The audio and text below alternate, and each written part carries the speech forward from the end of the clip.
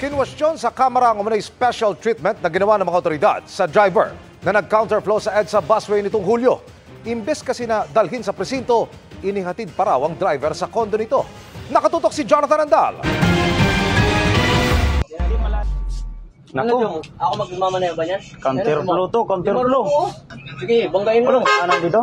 2 linggo na matapos mag-counterflow sa EDSA busway sa bahagi ng Guadalupe ang kotseng ito. Kaya naantala ang biyahe ng bus at isang ambulansya. Pero hanggang ngayon, nagtataka ang ilang kongresista kung bakit hindi pa rin nakakasuhan ang driver na hinatid pa raw ng mga otoridad sa kondo nito sa Taguig imbes na dalhin sa presinto. Pero itong taong ito, special treatment ang binigay ninyo eh.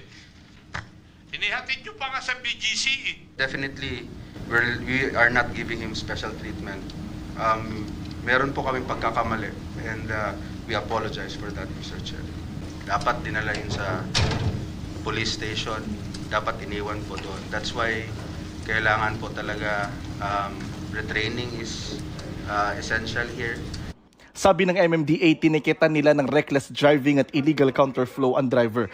Pero hindi raw sila deputized para sampahan ito ng reklamong driving under the influence of alcohol. Lalo't kailangan ng resulta ng breath analyzer test para rito na ang makagagawa lang daw ay Police at Land Transportation Office o LTO. Sabi naman ng Transportation Department, walang LTO nang mangyaring insidente. Pero may dumating naman daw agad doon na Police Makati. Ang problema, hindi raw inaresto at hindi rin daw isinalang ng mga pulis sa breath analyzer test ang driver kahit amoy alak na raw ito at aminadong galing sa gimikan. Sinabi ng enforcers namin na nag-counterflow at mukhang nakainom.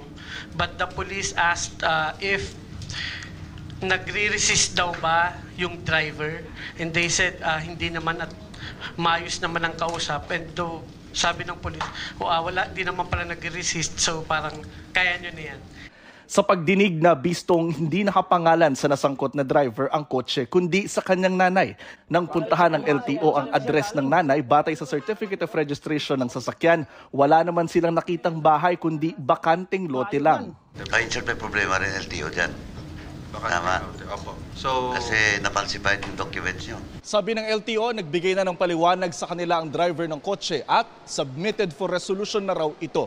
Para sa GMA Integrated News, Jonathan Andal, nakatutok, 24 oras.